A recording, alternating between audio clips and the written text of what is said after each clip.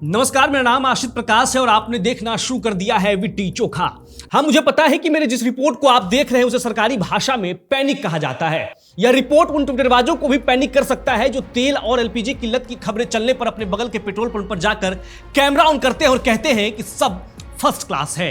लेकिन हकीकत तो कुछ और ही है जिसे आपको ये ट्विटरबाज नहीं बताएंगे और ना ही सरकार का आंकड़ों के ऊपर आधारित दावा और ये ट्विटरबाज कितने फर्जी है उसे आप इन तस्वीरों में देखिए इन तस्वीरों को, जिसमें लोग सूरत रेलवे स्टेशन पर बैठे और कह रहे हैं कि भाई साहब गैस की भारी किल्लत है, इसलिए घर जाना पड़ रहा है। पर गैस का भाव इतना बढ़ गया है कि हम 4 दिन से भूखे हैं, ना कुछ किया जा रहा है ना कुछ नहीं। सेठ से बोलते हैं तो सेठ भी हैरान है, उसके घर भी गैस नहीं है।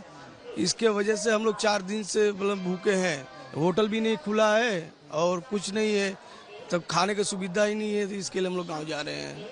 अब देखिए मीडिया रिपोर्ट्स को भी, जिसमें साफ साफ लिखा है कि दिहाड़ी 300 और गैस 400 रुपए किलो मिल रहा है।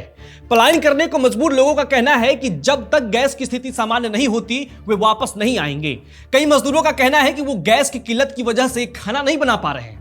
इससे पहले कि आप मेरे इस रिपोर्ट को पैनिक कहकर स्किप कर दें, आप इस मीडिया रिपोर्ट को भी पढ़ लीजिए, जिसमें लिखा है कि एलपीजी संकट से बुझने लगे चूल्हे, राजस्थान से गुजरात तक फैक्ट्रियों में जड़े ताले, बोरिया बिस्तर समेटकर गांव लौट रहे मजदूर। इसी रिपोर्ट में आगे लिखा है कि राजस्थान में कमर्शियल गैस की सप्लाई ठप होने से कपड़ा, मार्बल और केमिकल की हजारों फैक्ट्रियां बंद हो गई हैं, जिससे लाखों मजदूरों के सामने रोजी रोटी का संकट खड़ा हो गया है। हालात इतने खराब हैं कि जयपुर और अन्य स्टेशनों पर मजदूरों की भारी भीड़ देखने को मिल रही है। काम छीनने के बाद ये लोग अपने घरों को लौटने को मजबूर हैं। थोड़ी देर और ठहरिए और बिहार के मुजफ्फरपुर से दैनिक भास्कर की इस रिपोर्ट को भी देख लीजिए, जिसमें साफ लिखा है कि होटलों के बाहर यह लिख दिया गया है कि गैस की कमी के कारण फिलहाल सेवा नहीं दे पाएंगे। वहीं होटल संचालक दीपक कुमार कहते हैं कि बाजार में गैस सिलेंडर की भारी कमी है, जो मिल भी रहा है वह दोगुनी कीमत पर ब्लैक से बेचा जा रहा है। ऐसे में होटल चलाना मुश्किल हो गया है। फिलहाल कोई वैकल्पिक व्यवस्था नहीं होने के कारण होटल को बंद करना पड़ रहा है।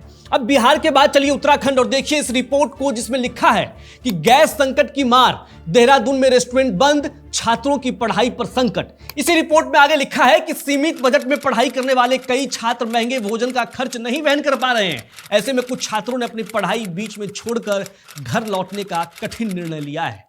मैं आपको इस रिपोर्ट के माध्यम से वह सब दिखाने की कोशिश कर रहा हूं बस जिसे सरकार नकार रही है या फिर कह लें कि पुचकार रही है। मेरे इस रिपोर्ट को आप पैनिक न कह दें या फिर आप यह न कह दें कि यह तो सरकार विरोधी पत्रकार है। इसलिए आपको बस खबर सुना नहीं रहा हूं, वे तमाम चीजें आपके सामने रख भी रहा हूं जो जमीनी स्थिति को मजबूती से बयां कर रहा है।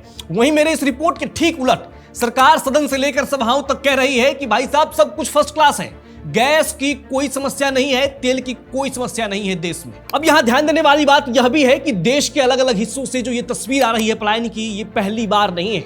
इससे पहले कोरोना महामारी के समय में भी हमने और आपने टीवी चैनल पर देखा था कि किस तरह से सरकार अपनी जिम्मेदारी सिर्फ इतनी निभाई थी कि देश में लॉकडाउन लागू कर दिया गया और दिल्ली, मुंबई जैसे महानगरों में रह रहे लोगों को उनके हाल पर छोड़ दिया गया था। फिर हमने वह भी देखा कि कैसे महानगरों से गांव की ओर लोग पैदल ही निकल पड़े थे। हमने और आपने उस तस्वीर को भी देखा कि कैसे छोटे बच्चे सड़कों पर बेबस नजर आए। ऐसी भी तस्वीर सामने आई जो झकझोर देने वाली थी और उस वक्त भी ट्विटरबाजों और सरकार में बैठे लोगों ने वही किया था जो आज कर रहे हैं। सोशल मीडिया पर बैठे ये तमाम धुरंधर आपको कभी ये नहीं बताएंगे कि लोगों के साथ कितनी समस्याएं हैं, गरीब क्या झेल रहा है ये कभी नहीं बताया जाएगा, या फिर वो मेडिकल इमरजेंसी हो या फिर सरकार की नाकामी की वजह से पैदा हुए संकट हो। ये कभी नहीं बताएंगे कि महानगरों के अंदर किस तरह से गरीब भूखे पेट सो रहा है और जब मजबूर होता है तो गांव की ओर कूच करता है और सरकार उसे उनके हाल पर छोड़ देती है। ये कभी सच्चाई नहीं बताती। इसलिए मैं आपको इस रिपोर्ट के माध्यम से बता रहा हूं कि हकीकत क्या है। जब पश्चिम एशिया में 3 देशों के बीच युद्ध जारी है तो स्थिति भारत में क्या है वो आप इस मेरी रिपोर्ट के माध्यम से देख सकते हैं। इसलिए मैं अपनी रिपोर्ट के माध्यम से आपको यह दिखाने की कोशिश कर रहा हूं कि जमीनी हकीकत क्या है और क्या कुछ वो चीजें हैं जिसे दबाने की पुरजोर कोशिश की जा रही है। आप बताइए कि आपको यह रिपोर्ट कैसा लगा, अपनी राय कमेंट बॉक्स में लिखिए। चैनल को सब्सक्राइब कीजिए और देखते रहिए विट्टी चोखा।